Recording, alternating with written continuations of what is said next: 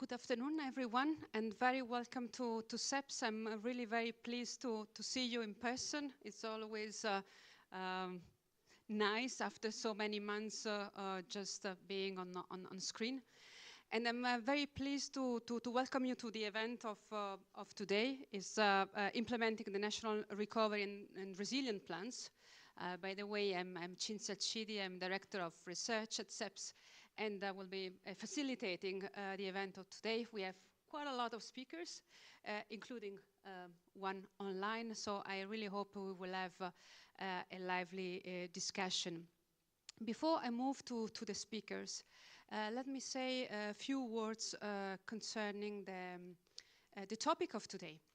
So the topic of today is implementation on national recovery and resilience plans. At CEPS, we have been doing quite a bit of research on the RRF.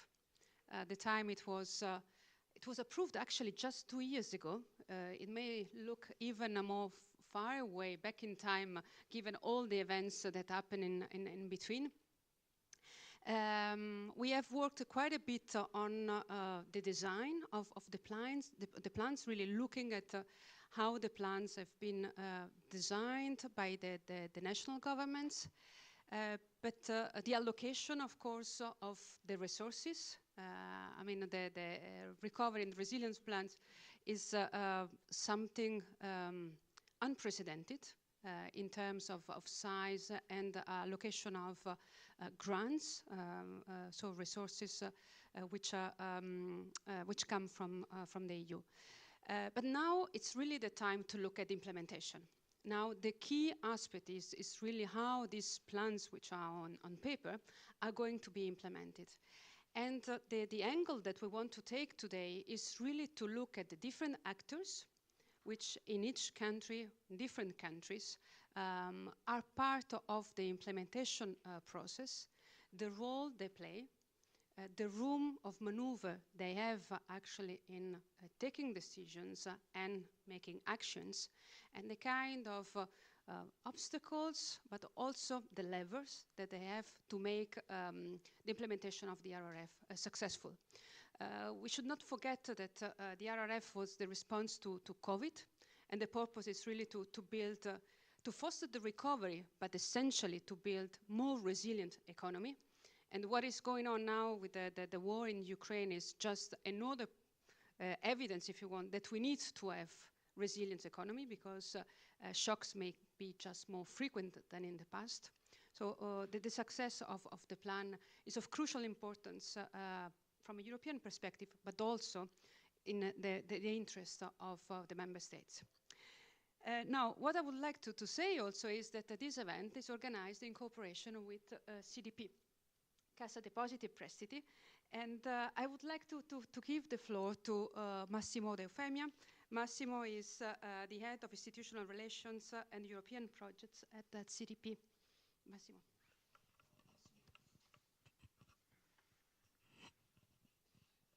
Good afternoon to everybody.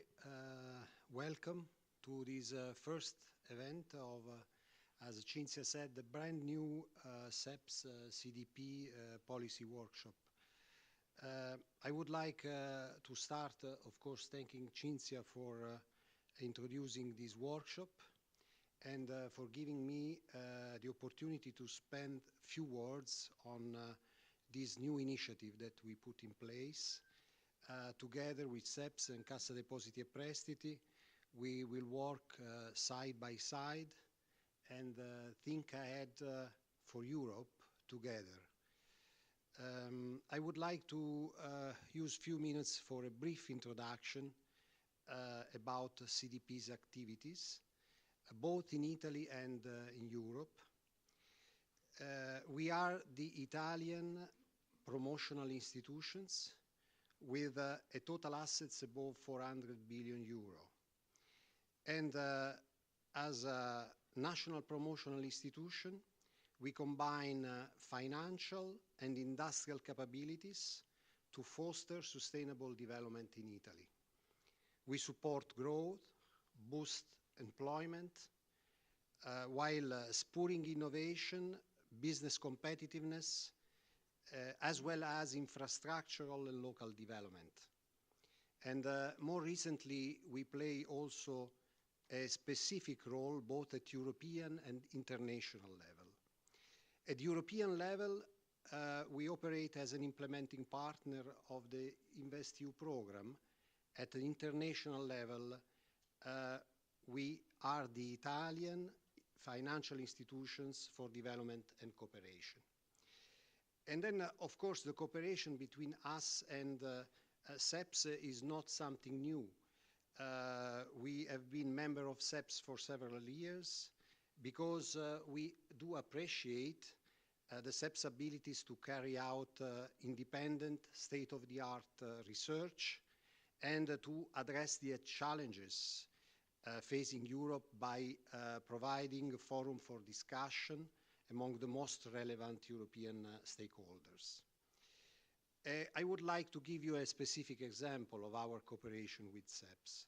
During the pandemic, CDP provided seed funding and co-designed with CEPS a task force for industrial policy.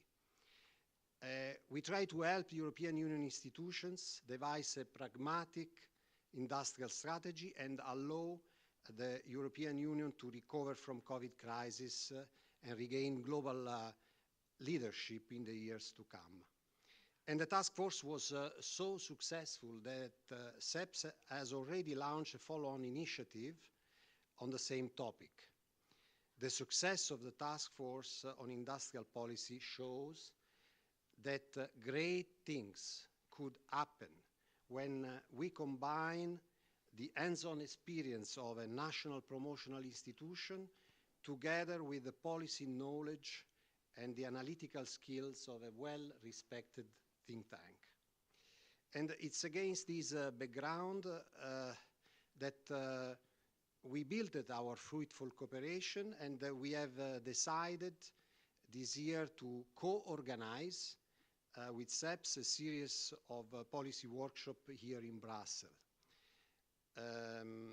CEPS and CDP's policy workshop will focus on specific topics.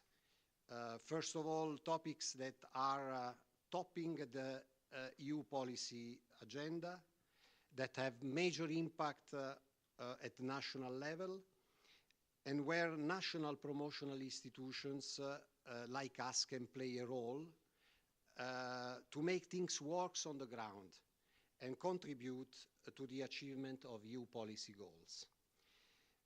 Beside enhancing the policy debate, this policy workshop will help national promotional institutions exchange views with other European stakeholders and better frame their contribution to Europe grow and sustainable development.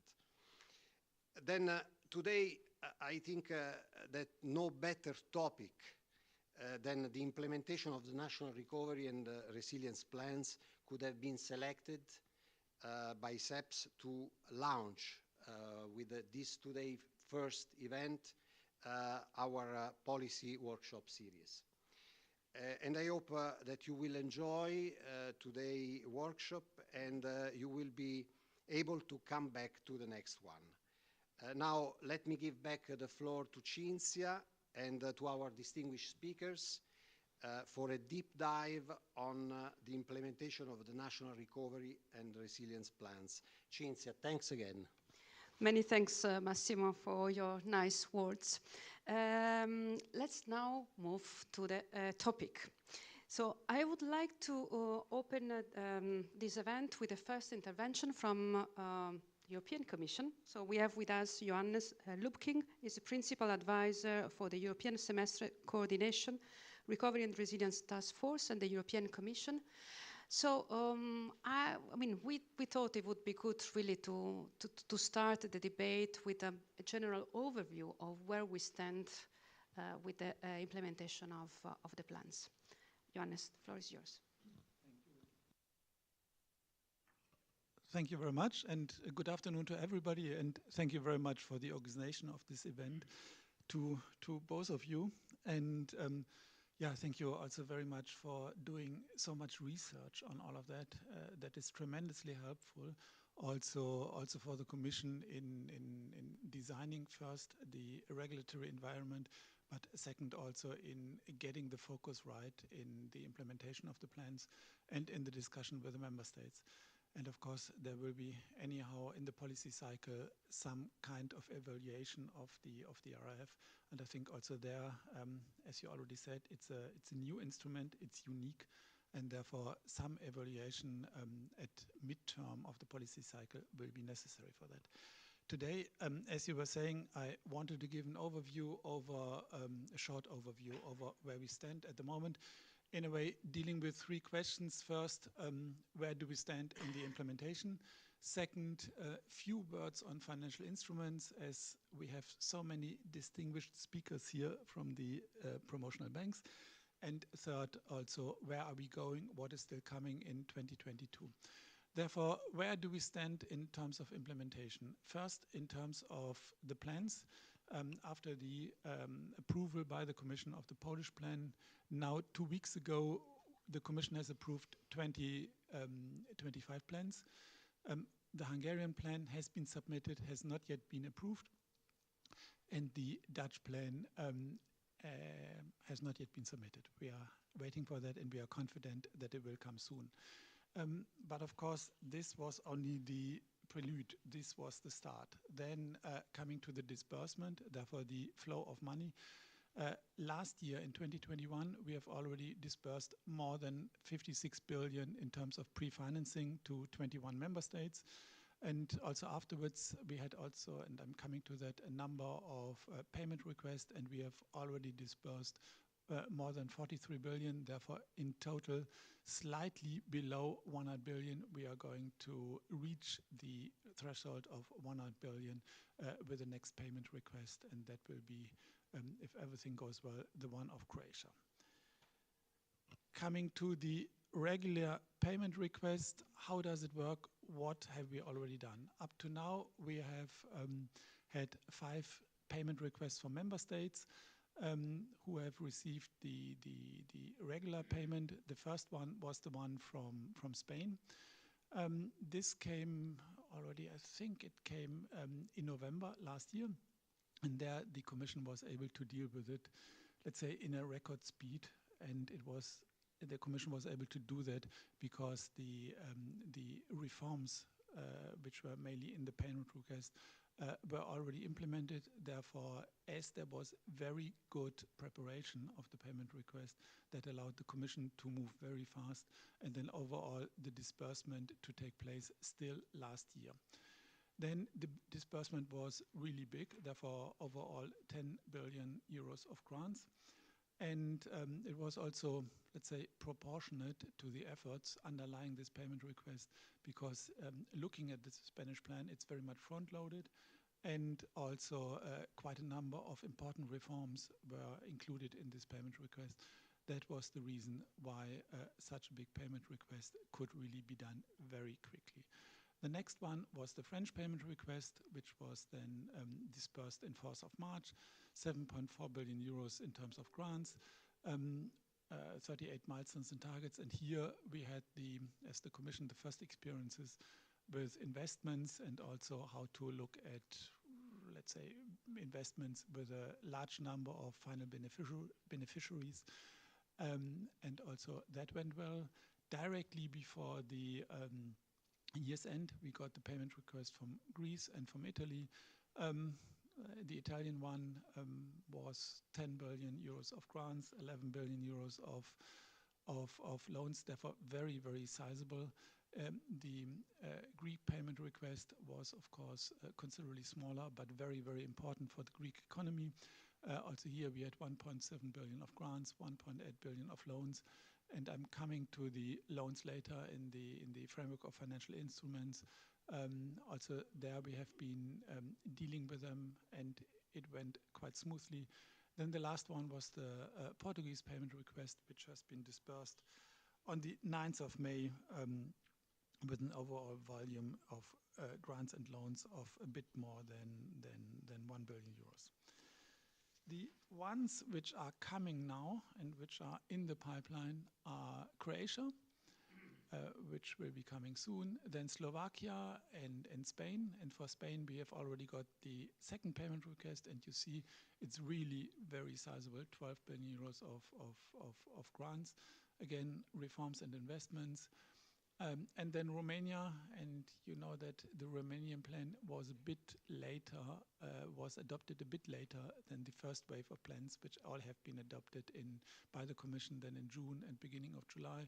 That came in September, and we are very happy that also the Romanian government has decided to submit a payment request, and the Commission is at the moment looking at that. Overall, we expect 30 payment requests this year. Therefore, you can see what keeps us busy, and really the looking at the payment requests and dealing with them diligently is the absolute priority for both. Therefore, on the one hand, for the colleagues in Recover, but also, and I see Gabriele here, also for the colleagues who are dealing with the RF in Action. Then, just to give you a bit of an idea how these payment requests are assessed. And therefore, we have the submission of the payment request twice a year. We are completely in the hands of the member states when the member states decides that the milestones and targets which are part of the payment requests are fulfilled. The evidence goes into an IT tool, which is called Phoenix. And what is very important is that we have the formal steps of the payment request for doing the monitoring and making sure that the implementation is being done. But we are in constant contact with the member states also in between the payment requests to make sure that really everything is in order, more or less, when a payment request is being submitted, so that the 2 months, and 2 months in the end is not a lot of time if you have large payment requests, so that the 2 months which the Commission has as an assessment period can really be devoted to making sure that everything is there in terms of payment requests. The Commission assessment is not a political assessment, but it's really an assessment of the facts which are presented by the member states, that the milestones and targets are fulfilled. And it goes very much into detail. It's a document check. We are doing sampling if there are, let's say, a lot of beneficiaries, and therefore it's really looking at the evidence. Then comes and you will have seen the preliminary assessments which are coming after 2 months by the Commission. We are also quite substantive documents and go into detail. Then the Council involvement comes with the EFC within 4 weeks, and then afterwards it's the comitology process, which takes another 2 to 3 weeks, and then comes the actual payment. The actual payment, of course, also depends on market circumstances. Therefore, as the Commission is borrowing the money for the member states on the market, that of course then needs to be available. Therefore, it can take a few days also afterwards. Then, second point in my presentation, financial instruments. You have, and I think you will be aware, given, and especially the other speakers will be aware, therefore we have 17 RRPs with financial instruments. The total allocation is 30.6 billion. Overall, 60 financial instruments. And the biggest one, as I said before, is the one being in the, which is in the Greek plan. Therefore, overall, I think it's roughly around 13 billion euros. Therefore, Greece has used all the loans for doing a financial instrument, and mostly a funded one, and involving quite a number of international partners, but also the commercial banks in Greece. You see here the partners, and these are the partners from the banking side. Therefore, I haven't, of course, that also national authorities are involved, goes without saying. Then what are the key implementation issues? And the key implementation issues is that really the framework, the regulatory framework of the RRF, then needs to be implemented via the partners, via the financial instruments. For example, InvestEU sustainability proofing is a bit different from the do no significant harm principle, which is enshrined in the regulation. But the do no significant harm principle has to be respected in the implementation. Also for climate tracking, that may also be done ex post in the financial instruments in order to make sure that on the one hand, the 37% target is ensured, and on the other hand, the borrowing comes into play. Therefore, as you will be aware, the Commission has said that 30% of the loans fall into the green category, and that, of course, requires certain reporting requirements to the capital markets, which then for which we will need to have the information from the member states. Then monitoring and reporting, tracking of final beneficiaries. This is, let's say, in our own audit and control chapter. Therefore, also that will have to be fulfilled. And then, of course, overall, what we want to achieve with the financial instrument is also complementarity with other EU funds. Thereby, we have to respect the prohibition of double funding, funds coming from member states, and of course, private funds. So, what's further to be expected in 2022? As I said, the absolute priority is implementation. The timeline for the RRF is short. Therefore, all of the investments and, of course, the reforms will have to be implemented by 2026. Therefore, we have to ensure that everybody focuses on implementation. Then the other issues which are still pending are the approval of the two pending RRPs, and there I see Poland and Netherlands is of course wrong. It's Hungary and Netherlands. Then on the 30th of June, there will be the recalculation of the envelopes according to the data for 2021. And therefore, there can be some changes in the allocation for the different member states. Therefore, some are getting more and some others are getting less. On that basis, we would expect, especially for those who are getting more, that there will be an amendment of the plan. And then there are still around 225 billion euros of RRF loans remaining, which can be requested until mid-2023. And you will have seen that in the framework of the Repower EU plan, the Commission has proposed some amendments also for the RRF regulation.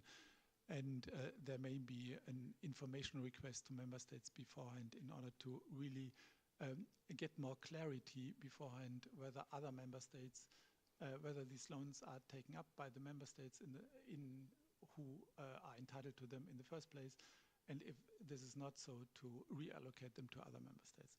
And then it's of course about the new funding possibility of Repower EU. Just a brief word how it works.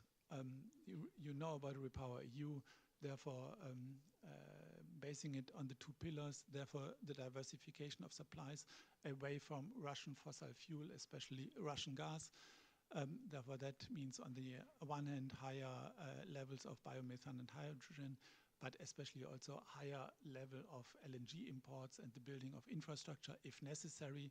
And then second pillar is the acceleration of the reduction of EU's dependence on fossil fuel by, let's say, more energy efficiency, more renewables, and also decarbonization of industry.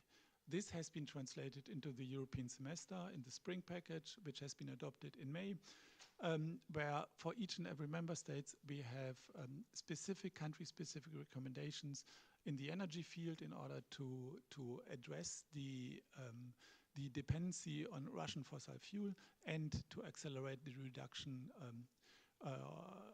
accelerate the decarbonization. And then this will be the basis for the amendment of the recovery and resilience plans on the basis of the Repower EU objectives. And we would expect that this is going to happen, let's say, that the discussions with the member states will start also overall after the summer. And with that, I would stop. Thanks a lot, Johannes, for this very complete overview. I think it's a very good point to start the discussion. We will focus, as it was said earlier, on implementation. And if we want to understand implementation, we need to look at the member states and to look at the actors and how processes are ongoing. And for this purpose, we have an excellent lineup of speakers for the panel. I will introduce them one by one when the time comes. For the moment, I will just say that the idea is really to get the experience from 4 different countries, Croatia, Italy, Germany, and Spain. We will have very different actors with very different roles, but I think it's really the purpose of understanding somehow how complex is the implementation of the plans and the assessment of the implementation of the plans. I would like to start with Paula Letunik. She is a senior advisor at the Croatian Prime Minister Office. Paula is connected with us online. Let me say just a couple of words to actually explain why we want to look at Croatia. I mean, of course, Croatia is one of the main beneficiaries of the RRF fund if we look at the percentage of GDP. But I think it's also important to stress that Croatia is a very key juncture. It's a very crucial moment. I mean, hopefully in a few weeks or maybe even a few days, we'll learn whether Croatia will join the euro area. So I guess the Prime Minister office is really very busy, and Paula is very busy. And maybe it's worthwhile to say that the two things, the implementation of the RRF and the accession to the euro area are not necessarily two things completely disconnected. The euro area accession is even explicitly mentioned in the reforms which are contained in the national recovery plans. But without further ado, I would like to ask Paula to give us a bit of an overview of how the implementation is going in Croatia, and maybe a few points about where you see obstacles, problems, but also opportunities for successful implementation. Paula, the screen is yours. Thank you very much. I hope you hear me well. Yes, we hear you very well. Thank you very much. Thank you very much for this kind introduction. Good afternoon to all. Greetings from Zagreb. Unfortunately, I was not able to be physically in Brussels today, but colleagues, they managed to organize that I participate via this conference. And also, I'm very grateful for this opportunity to participate in this workshop of CEPS and CDP on this important topic of the implementation of the National and Recovery and Resilience Plan of Croatia. I'm happy to share with you the latest information about the implementation of our national plan. So I'll start with a short presentation. And at the beginning, I will say that Croatia submitted the National Recovery and Resilience Plan last year in May. And after a positive assessment by the Commission and approval by the Council in July last year, we have received the pre-financing in September and in September last year. And this year, in March, we have submitted the first payment request after we fulfilled 34 indicators that are fulfilled until the end of 2021. So, as Cinzia said at the beginning in the introduction, I will just go briefly through the size and the main features of Croatian Recovery and Resilience Plan. So Croatia has received 6.3 billion euros allocation in grants, plus 3.6 billion euros in loans. And it is 12% of, if you look just for the grant allocation, it is 12% of our GDP. And if you compare that with the other member states, Croatia has the highest share. And it's also the same in euro per capita received. If we compare to other member states, we are at the second place just after the Greece.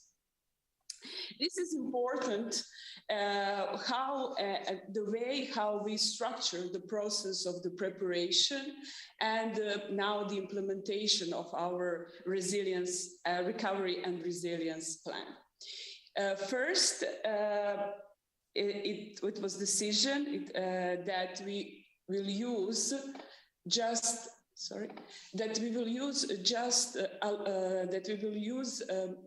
a grant allocation of 6.3 billion euros at the first stage.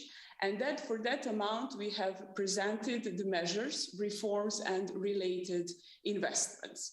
All measures are related to our strategic documents. Here you will see, here you can see the program of the government for the 4-year period, our national reform program that was in 2019, then country-specific recommendations of 2019 and 2020.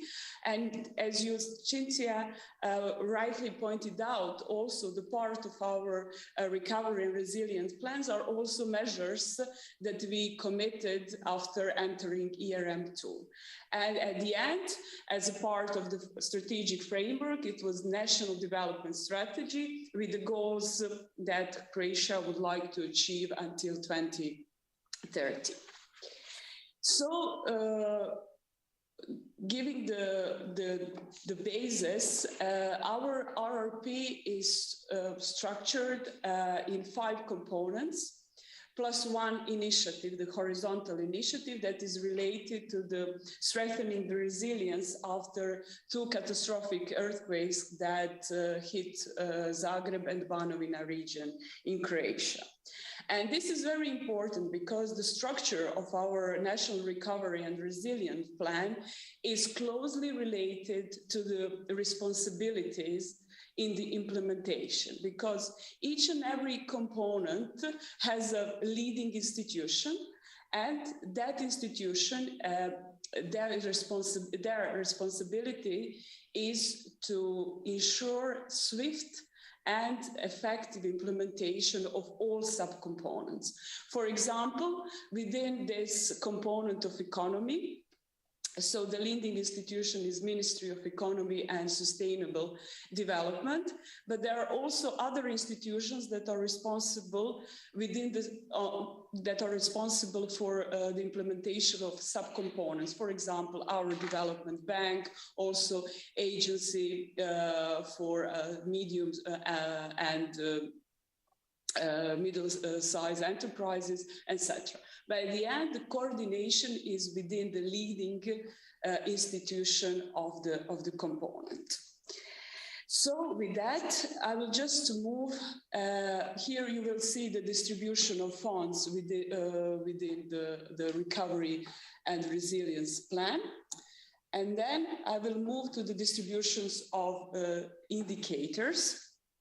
So here you can see the distribution of indicators over 6 years.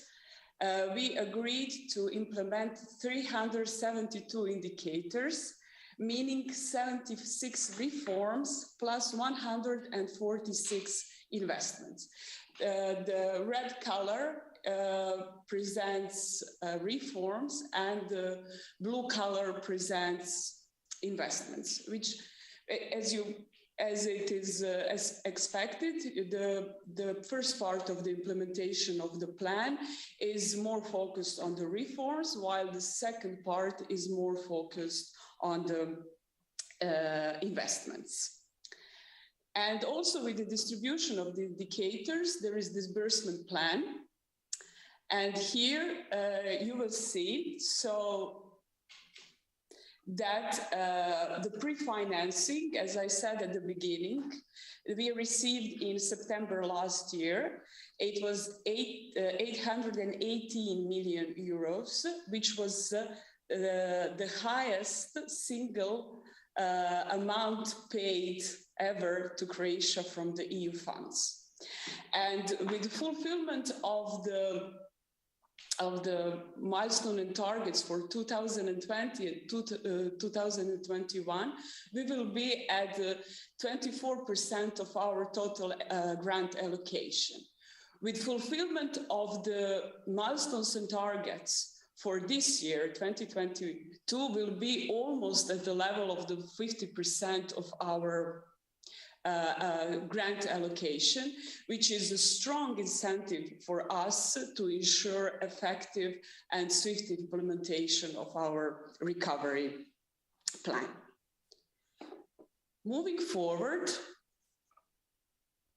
On the same line, also to see the impact of the Recovery and Resilience Plan to Croatian economy. At the moment when we submitted the plan to the Commission, we asked the World Bank and IMF to do the calculations, so baseline scenario, without the effects of the National Recovery and Resilience Plan and with the plan, and this is the effect on the Croatian economy. So for 2022 and 2023, we expect 1.4 percentage point increase just as a result of the implementation of the investment part of the grant allocation. Here, reforms are not included. So now we see the effects in our economic performance in the first and the second quarter of 2022. Also, this assessment is done with the S&P after member states have submitted their recovery and resilient plan, and you will see here that for the member states that have a darker color, it means that they will have a greater impact of implementation of their recovery and resilience plan. And before going to the figures that will show you the effects of the implementation of the Recovery and Resilience Plan in Croatia so far, here I would like to tell you something about the governance and management model framework that we establish in order to ensure effective and smooth implementation of the recovery and resilience plan in Croatia. So first, the coordination of RRP is a shared responsibility of the Ministry of Finances and the Office of the Prime Minister, and this effective cooperation was recognized also during the process of the preparation of the plan.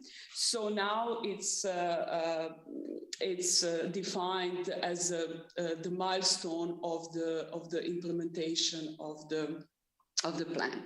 The second part, as I explained when I was talking about the structure of the RRP, is that at the level of components and subcomponents, the responsibilities are clearly defined and monitored. And then the third element is a strong political support for the implementation of the plan, which means that we have regular monthly meetings at the level of the government, at the level of the cabinet, chaired by the prime ministers, that actually discusses the monthly reports on the progress of the implementation of the plan. Also, there is the investment committee. Implementation committee that consists of the state secretaries that are on daily basis. They are in communication in relation to the implementation of the plan. So here are the results at this stage. So this is our allocation of the grant allocation of the Recovery and Resilience Facility. These are prepared public tenders and calls to be published in 2022. So 71% of the total allocation will be published this year. And here the completed public tenders are around 2%. With ongoing public tenders, we are around 1 billion euros that actually is implementing now. And the last column presents 57% of public tenders that are going to be published until the end of year. So with this, also, this is the implementation of investments. On the other part, as I said at the beginning, with this request that we sent to the Commission on 15th of March, we have implemented 31 reforms, and now we are working on the implementation of additional 16 reforms in different areas. So with this, I would like to thank you all for your attention, and I am happy to answer your questions. Thanks a lot, Paola, for this complete overview, both on the money, the investment, but also on the reforms. Let me just say it to the people, the audience connected online. So we have few people in the room, but in principle, many more connected online. That those who would like to ask questions, please use the comment function that is available on the website where you are following the event, so that we can take some questions at the end of the interventions. Let me now move to another country. I would like to move to Italy. So we have Andrea Montanino, is Chief Economist and Director of Sectoral Strategy and Impact at CDP. Croatia is the largest beneficiary in terms of GDP. Italy, I think, is the largest beneficiary when in absolute terms.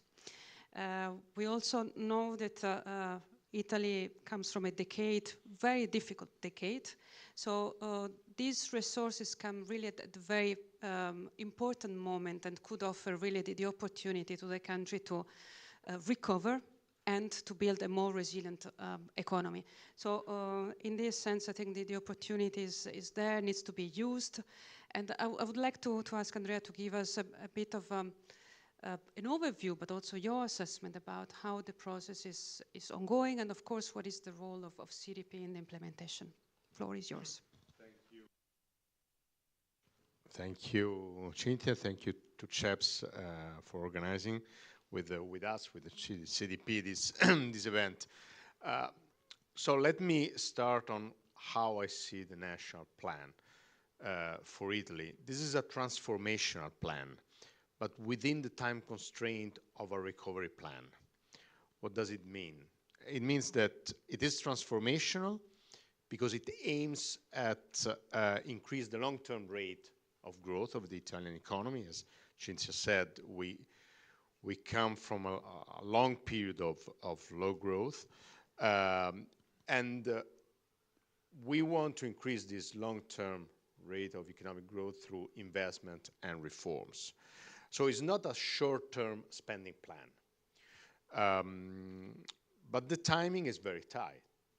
The timing is more related with a sort of a spending plan in order to boost the economy in the short term, rather than for a transformational plan. The timing is shorter than the usual cohesion funds. All European countries have less time, and is shorter than the usual time countries, at least Italy, needs to deliver reforms and investment. Reforms needs consensus in democracies. They need to create, through a public debate, the terrain for having reform approvals. But the milestones in the national plans, of course, are very tight, and therefore developing and delivering reforms can have this difficulty that countries are not able to build sufficient consensus in order to go through the reforms. Just talking about implementation problems. This is, to me, one of the problems. In terms of investment need time. I give you a few numbers on what I mean this. We have checked about the length of public investment in south of Italy carried out by local authorities and by size of the investment. And what come out is that when investments are located in the south, they take more time. When investments are of a large size, they take more time. When investments are carried over by local authorities, they take more time. So for instance, if you have a public investment of a value of less than 100,000 euros, you need on average 3 years. If the investment is more than 100 million euros, it needs on average 16 years. Okay, but we have 4 years. And the same is, for instance, south of Italy compared with the rest of the country. In the south of Italy, you need on average 5 years to complete a public investment. Thus, the main concern to me in terms of implementation is how you deal with this time constraint. And therefore, I want to give you some example of how CDP is working on this. Of course, this is not the only concern, but I would say now is the main concern. Also because my nightmare, and I think it's the nightmare of everybody here in the room and who's listening, is that what happens after 2026 if we have half road, half bridge, half motorway, and money are finished, no? So I think we have to work in order to respect the time constraint. So I want to give you 2 examples on how Cassa is working on this and trying to help public administration in order to deliver. The first example is mandate management. What is happening is that central administrations which are in charge with the money from the national plan, and are those that have to design the measure, they have to select the local authorities that have to spend money, deliver the investment. So these central authorities are asking CDP to manage for them the money. And this is proving to be extremely effective in terms of timing. So what we are doing, basically we deliver administrative activities for fund applications, such as preparation of the call of tenders documentation. We do IT platforms specifically designed for uploading funds applications. We do webinars to promote the measures and to spread to local authorities that there is an opportunity. Very often they don't know. I mean, as you said, the Italian national plan is the largest in absolute value, which means there are so many things to do, so many options, that not always all the local authorities are informed about this. I'm very much focusing on local authorities because I think the implementation issue is mainly there rather than the big national projects carried out by say, the national government or big companies. Also, we do help desks to provide additional information to local entities before sending the application. So such support is proving to be extremely effective, is proved to be effective, and in all cases that central administration ministries gave to CDP the mandate to manage one of the lines that they have to deliver, we were able to deliver on time all the steps. Of course, we are still at the very beginning because disbursement of money will start mainly during 2023. But all the first phase for implementing the measures, when there is a mandate to CDP, is working. Of course, this is not sufficient. It's not sufficient because once there's been the call of tender and the money has been assigned to local authorities, then you need those local entities to deliver in practice the projects. They have to design and realize the investment. So the second main action CDP is working on is an activity of advising. So we are advisors of central authorities and local authorities.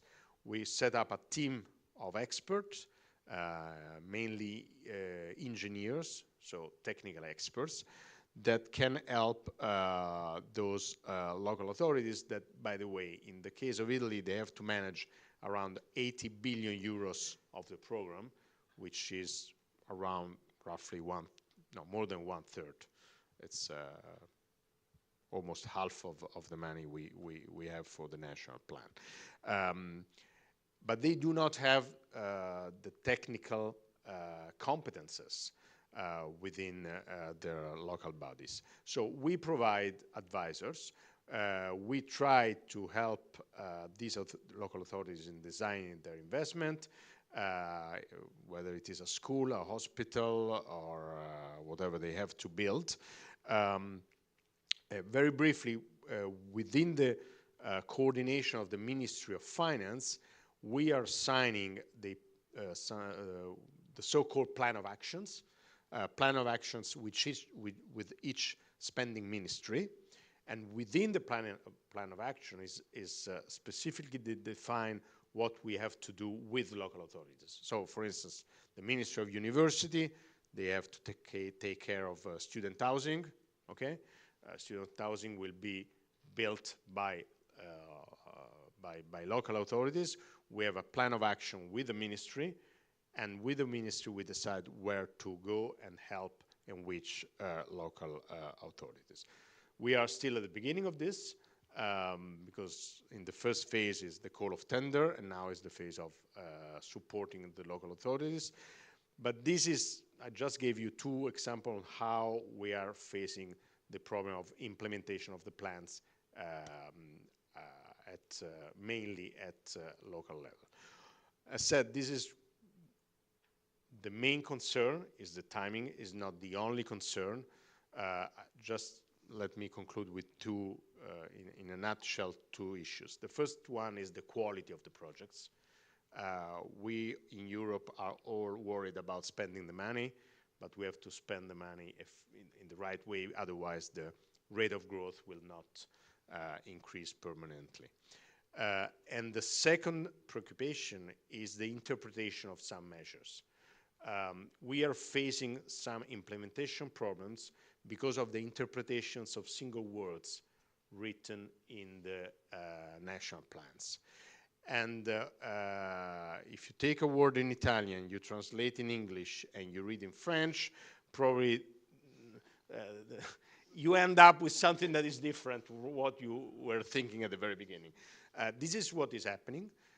So I think it's important, and this is my last message, that the Commission remains open to discuss with the national governments and see whether, because of simply an interpretation of the word, we are blocking or not blocking some of the initiatives. Thank you. Many thanks, Andrea, for the overview, but also for the very concrete examples of what implementation means, because I think this gives an idea of the challenges. I would like now to move to another country, Germany. Germany is somehow in a different position from Croatia and Italy, because the relevance of the plan relative to the size of the economy is, of course, small. Yet, I think it's still an interesting case. And for the case of Germany, we have Jan Klassen. He's first vice president for equity investment and European affairs at KfW, which is the National Promotional Bank of Germany. So, Jan, what is the view about the implementation of the plan in Germany and the perspective of KfW? Please. Thank you very much, Cynthia. Thank you very much for inviting me over. And yes, despite the numbers are not as relevant to the GDP as they are with the impressive numbers of Croatia, the plan is still important for Germany, and it's seen as a very necessity to make it a success in the European project. This national resilient plans must be a success. Everyone is looking at Europe at this first change of taking on debt and then put it into a restructuring of Europe. So that should be in success, and therefore it needs to be implemented in a clever way. I fully share the view from my Italian friend. It has to be invested in a clever way. For Germany, the numbers are a little smaller. We have 25.6 billion, in grants, and Germany decided to take only the grant element. The German plan is a little bit bigger, so it's topped up by an additional billion to 26.5 billion, which is roughly 3.7 of the overall plan, and our number in relation to the GDP is just 0.7. And it comes down to 40 measures, and our plan, despite that being only 40 measures, it's about 1,000 pages thick, due to the fact that we try to make it right. Typical German, and also that there's the do no significant harm requirement, which we took very serious, and we learned it today that this is the first of the key implementation issues which we have to look at. So most of these 1,000 pages try to demonstrate and analyze that what we do not create any significant harm to the environment and to other aspects. So we try to take it serious. And what is now the implementation result? About half of the allocation is in reforms and investments to support the digital situation in Germany. I think one or two users might notice that it's not the very best internet in Germany, so that it's quite the right way to invest it there. And nearly the remaining half goes into objectives to support the climate aspects. I would like to raise points like 1.5 billion into hydrogen and into electric cars, typical German. Maybe closer, okay. And typical German economy, it's also going into cars, but only into electric cars, and quite significant amount is going into raising the energy efficiency for the building residential buildings, basically. Most of them were built after the Second World War, not to the economic and climate standards which we expect today. The third part then basically is apprentice and education. This is how the plan is then viewed as. Now, what's the role of KfW in that? First of all, you might think that, yes, KfW being the National Promotional Bank of Germany, and even has reconstruction in his name, that we would be the core institution to look at. But also it's in our name, loans, reconstruction, loan corporation. We typically do not do grants, so we are, as the German plan has only grants available, and it's not taking loans. Our role is a bit limited into the distribution of grants, which we mostly use for the implementation in the non-public accessible electric charging infrastructure. A necessity to, if you want to sell electric cars, which we need to sell, that you have a proper loading and charging infrastructure in place. So that is quite a big part where we use grants. For example, every single person could apply for, as a private person, to have a wall box implemented and constructed into his home.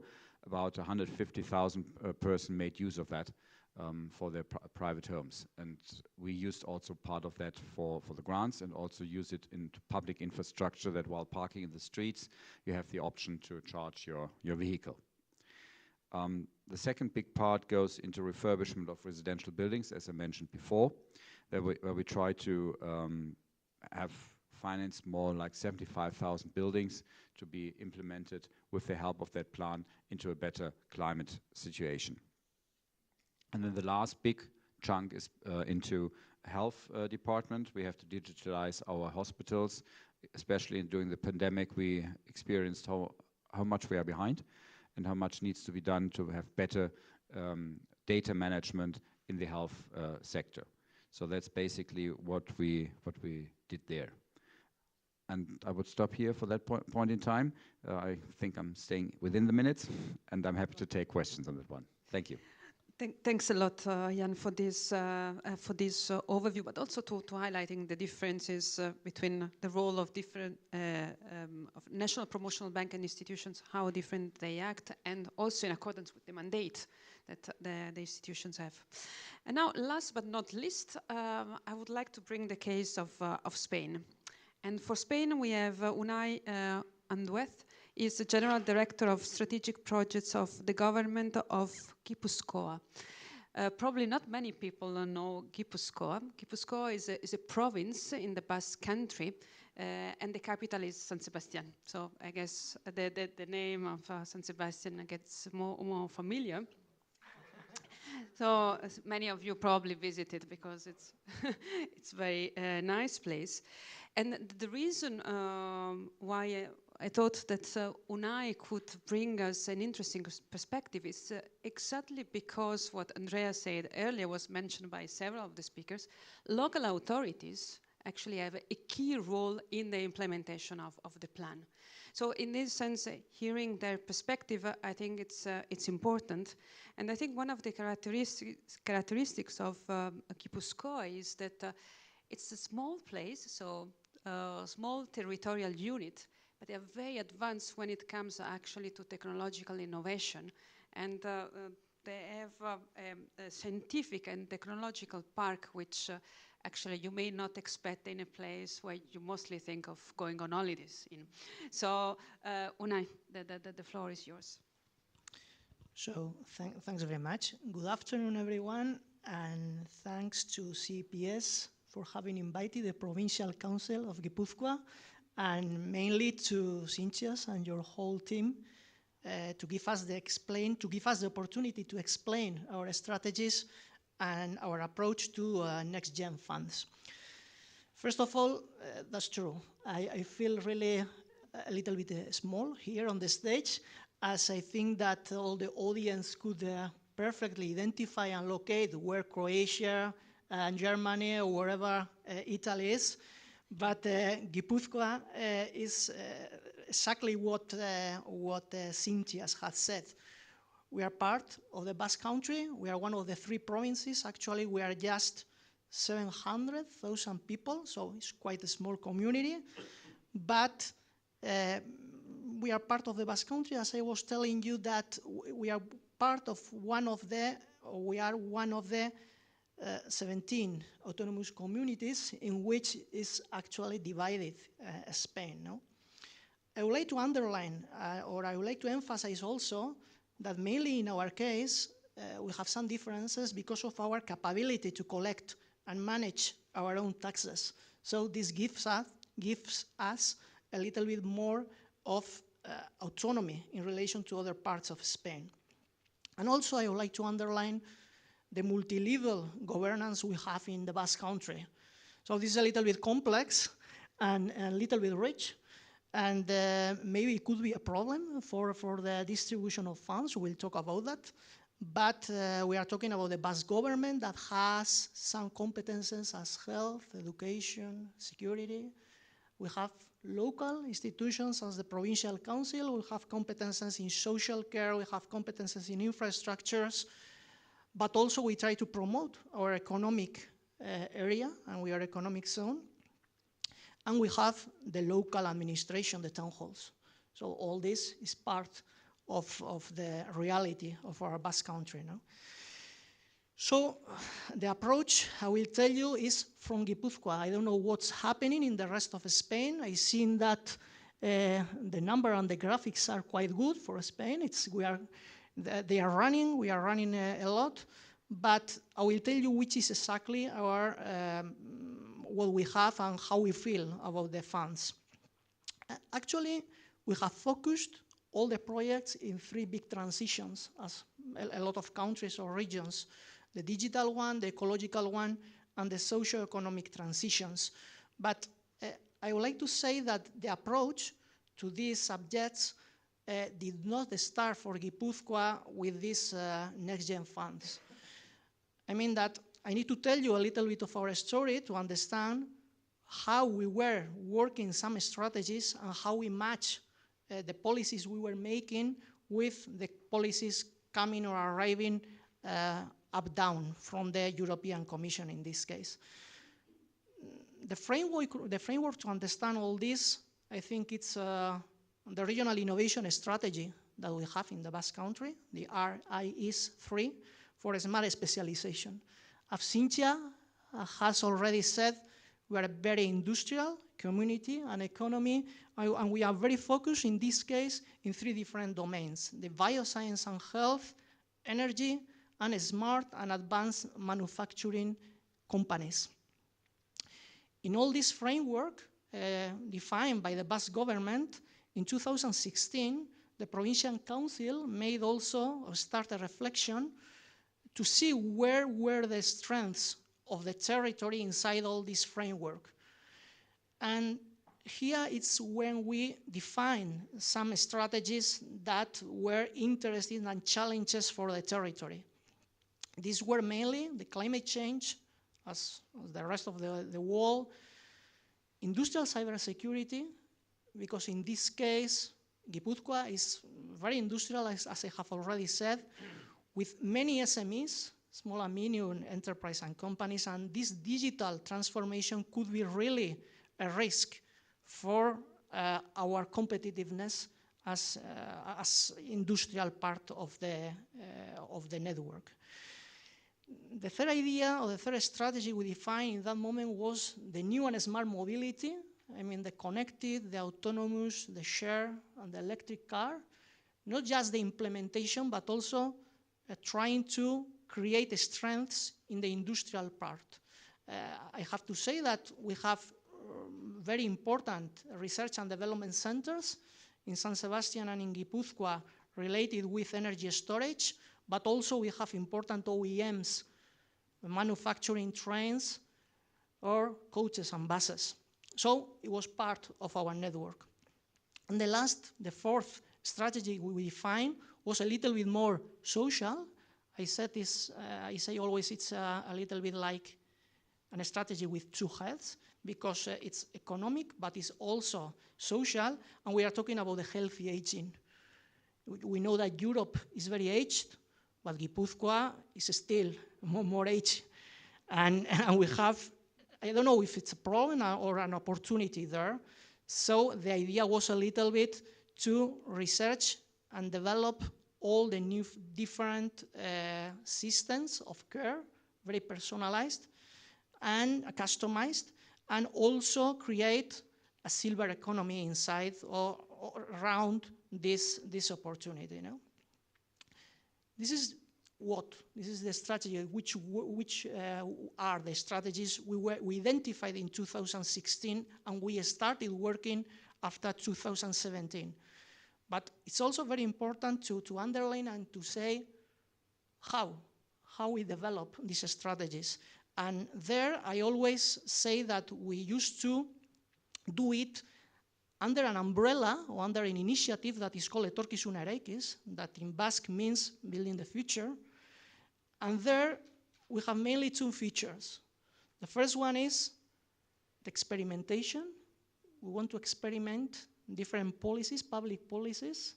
So this takes time, first point, and in a very collaborative governance, private, public, public, public, because even Gipuzkoa is very small. We have a lot of agents, we have a lot of institutions working on all these different subjects. So in this way, we created some specialized structures that are public foundations to give a push to the deployment of these strategies. And they are working in subjects or areas as the entrepreneurship, the training, the capability of young people, both in vocational educational training centers and universities, qualify the talent to have a living lab in the territory, and especially also to be tangible, to create some reference centers mainly related with testing centers and laboratories. So our approach or our idea of next-gen funds is to connect, is to match these public policies that we were creating bottom-up from those that are coming from up to down from the European Commission. And mainly, actually, I have to say that I completely agree with my Italian colleague. And from the local administration, we are worried about the timing and about the deadlines, because it's normal, and the way they have defined is that this, the distribution of these funds arrives from the countries, from the ministries. They need time. Of course, they are public administration, but we are also public administration. And this is like a waterfall in which the ministries distributes money to the Basque government. In this case, the Basque government distributes once again, and we also need time to do the tenders and to complete all the bureaucracy and to be guarantor also as public administration. No? So this is a little bit my reflection around what we are doing. Thanks a lot, Unai, for really giving us so concrete initiatives and about what local authorities are doing and what is the plan actually for using money, which are expected to come soon. I would like now to open the floor for questions. So I see a couple of hands, so maybe I start here. We are Italian, we go ladies first. I have a couple of questions. Yes, this is Petra Hunt from CREAB Consulting. So I have a couple of questions. One, of course, for the Commission. Mr. Duking, you spoke very briefly about Recovery EU, but we have a lot of questions about Recovery EU because the proposal just came out. The regulation is supposed to be implemented as of the 30th of June, and it's under co-decision. So the expectation is that it will never be ready in time. I mean, knowing how co-decision work, 30th of June, it's in 2 weeks, not gonna happen. Do we have a realistic expectation of when this is actually going to be in place and therefore allow member states to actually amend their plans?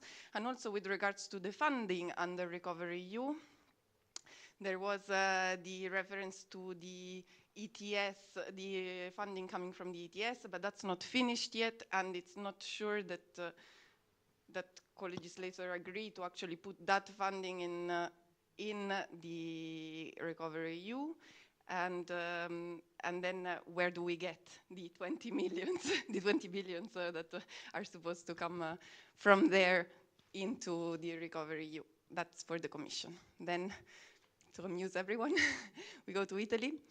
And in that respect, okay, timing for implementation is an issue, of course. I was wondering, what about political steering? What about changes in governments after elections and things like that? Would that actually be a factor that might impede or change completely the way recovery plans are implemented, or in a way affect the timeline for implementation of recovery plans? And shouldn't we shouldn't we all be concerned also about this? And then a very small question for, I didn't understand for Spain whether you actually would advocate for the Commission to actually grant you the money directly and then complete this intermediation with the central government. Is that the suggestion? Okay, that's very probably politically is correct, but I wanted your view on that. And then Germany, you mentioned briefly the car sector. And of course, let's all have electric cars, which are by all means very affordable. No, not true. But what about the actual car industry? Aren't we concerned that, I mean, of course, the transformation, we say that, you know, this is a transformational event, but it takes 6 years. And the car industry is based on a completely different model than electric cars, and it accounts for more than 3% of the European GDP. So, and also for Germany, quite a relevant, a sizable amount. Are we addressing how to divert this kind, or where to get this kind, how to divert all the expertise, how to deal with the fact that the car industry is declining or will not be sustainable, except for, of course, the electric section, but it's very small. So are we doing something about it? That's it. I'm done. Sorry. Maybe I would like to take also the question from the gentleman here, so that, and then we... Yeah. I am Gorka Knör, from Deutsch origin, and I represent the Catalan government to the European Union. We actually are two persons following this conference. One of them is Mariona Sanz, who is dealing with the Next Generation funds in the Catalan government. And maybe I give the floor to her to make a question. I know very well the Basque reality because I was living in Basque country for 50 years. So, but I'm Catalan, and I had to say, the first thing I had to say that we are very worried about it. We are, as Catalan delegation, we are leading a network, even in the Basque country, with the Basque country regions, a network of 32 regions from 10 different states, who was created in December 2020, just before the national recovery plans were adopted, and just to raise our hand and say, hey, we are here to the European Commission, because we wanted to be part of the decision-making process. That was not the case, of course, but we followed our work, and then we are following the implementation phase. And we are presenting on June 30, during the plenary of the Committee of Region, our benchmarking work about the implementation. So I invite all of you. The main problem we have is that the Spanish plan was adopted by the European Commission without any kind of consultation with the regional governments, as the past one. So the problem is the governance of the national plan, or the Spanish plan, in this case, is that it has been structured according to a model of governance which is very, very totally centralized. It's one decision maker, and all the others, Basque or Catalan or Andalusian, we are mere executors. And then we cannot decide at all, okay? Even if before the adoption of the plan, we did our homework and we designed the Catalan 27 tractor programs, and no one of them was considered by the Spanish government. As the case in Italy, there were 17, for example, for Lombardy. So first thing, not taking into account the regional governments. Second, the action designed by the central government are completely uniform.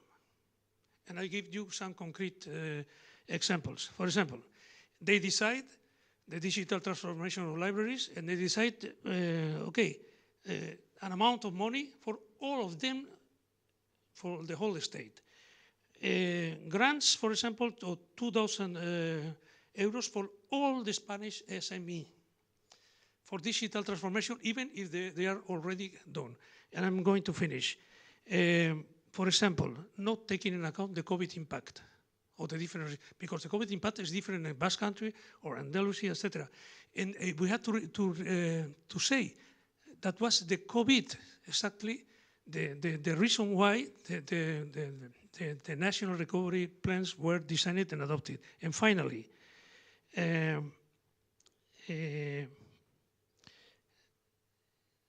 the autonomous communities in Spain execute about more or less the 50%, no, the 45% of the total amount. Two problems. One, I wonder there will be no capacity of absorption for such amount of money in 3 years. And second, finally we are being given money but very far lower from our population and GDP contribution. That is my contribution, perhaps a little bit long, but we are really very worried about. Thanks a lot. We have, I think there are even more questions online, but I think we start with this one because we have several and we have only 10 minutes left. I would like to start with Jonas. I think the first question was for you.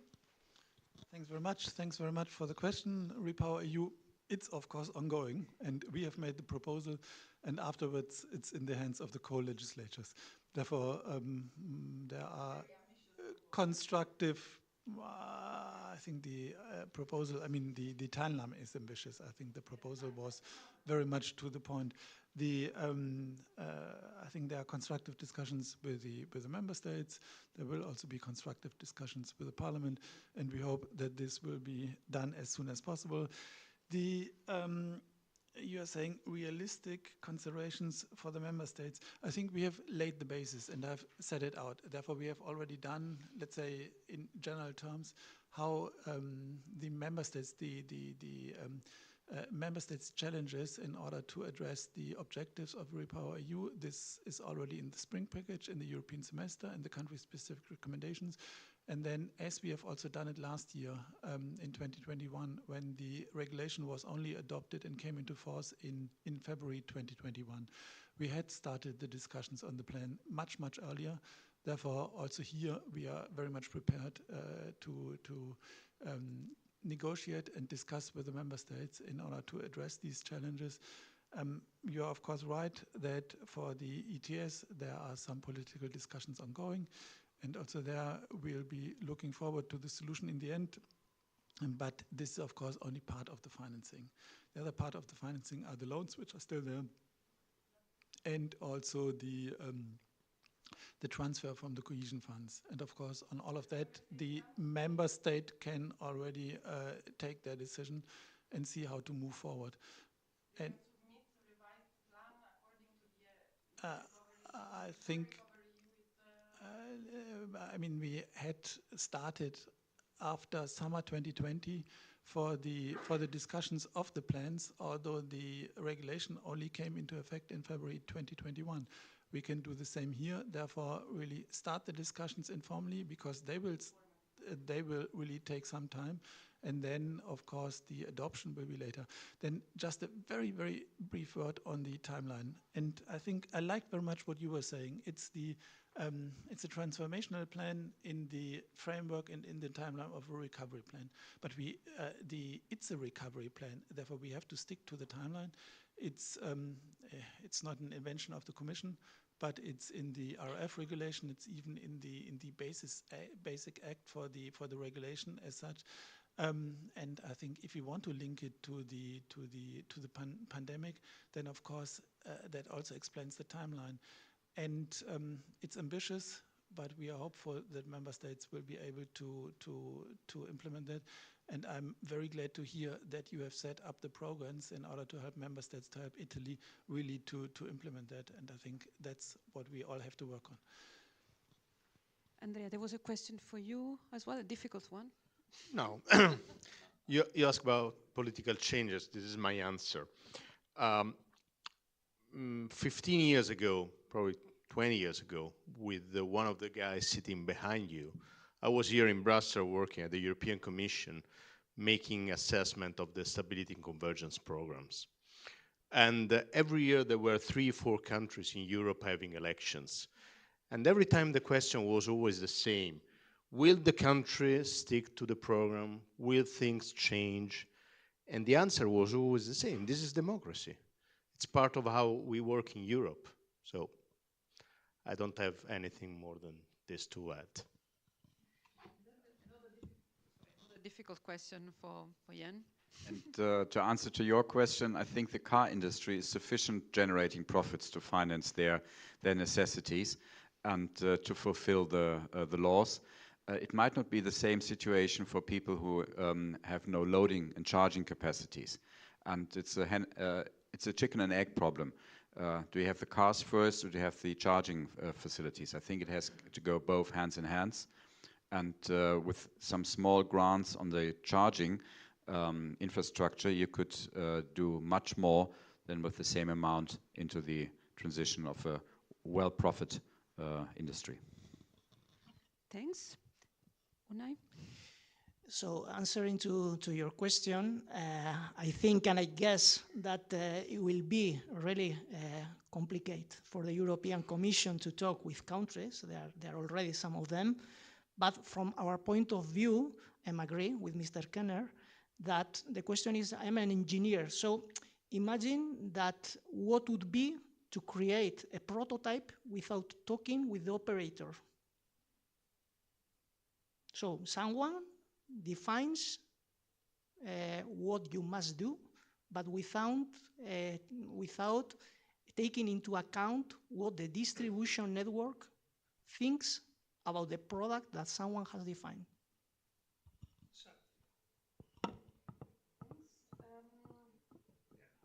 Can we take one question from the audience? Or the yeah, maybe just one, because otherwise we need to close.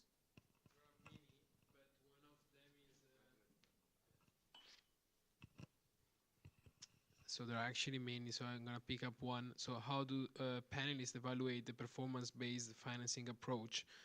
Do they see it as a useful innovation, or do they see any risk in this approach? Who would like to take? I think, Francesco, you need to read it again. Yes, so I'm going to repeat it again. So what do the panelists, how do the panelists evaluate the performance-based approach, so milestone and targets?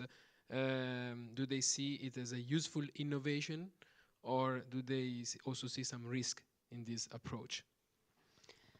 Anyone who would like to respond? Even Paula, if you want to come in the discussion, please.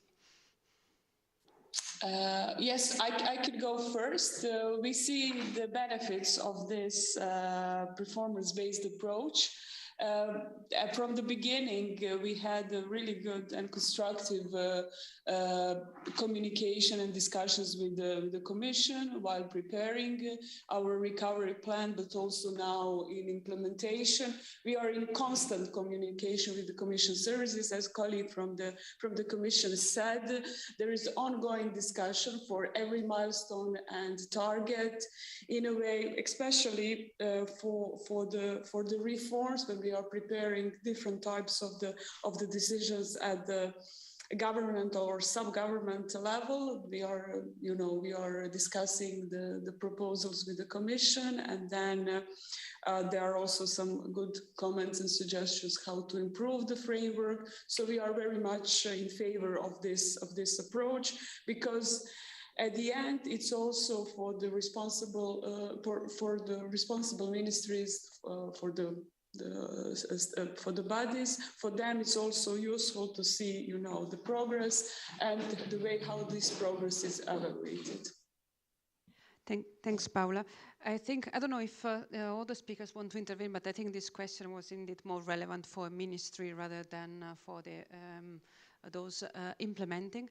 We are reaching the end. I would like to ask each of the panelists just to give a takeaway message from the discussion that we had. Just really 30 seconds. Maybe Andrea, I start here. Yes, maybe. I think what came out from the discussion is that implementation is key, that the top-down design approach has proved very helpful in designing the whole program, but when you go, as you said, to specific actions, it might happen that there was some differences in what from a top level has been thought from what you can practically implement. So some revised actions will be needed. Unai? The reflection is that to invest money correctly, we need some time. We need to have good period of times, and also that regionalized could also be a factor to accelerate the process. Johannes, for you as well? Again, key is now implementation, and the implementation of all of that will really also decide whether in the end the facility will be a success and whether the performance-based nature of the facility will work. And then for especially your point, we have invited also all the stakeholders, including the regions, to be involved in all of that. There is, of course, also a specific obligation in the regulation for the member states to do so. And we have also been inviting all the stakeholders in the implementation phase to be involved and to make sure that there is really broad ownership of the plan and also broad ownership in terms of implementation. Jan? I think the EU Commission has the key role in the implementation, which is the key for success. It has been well designed, the plan, and you have the role of the referee. People should stick to what they have submitted, and you should stick to the plan. I think that's very important in order to withstand watering down rules and regulations when it comes to the difficult part. The difficult part is to really put it the way to effect as promised and to keep that promise. Thanks. Paula, the last word for you.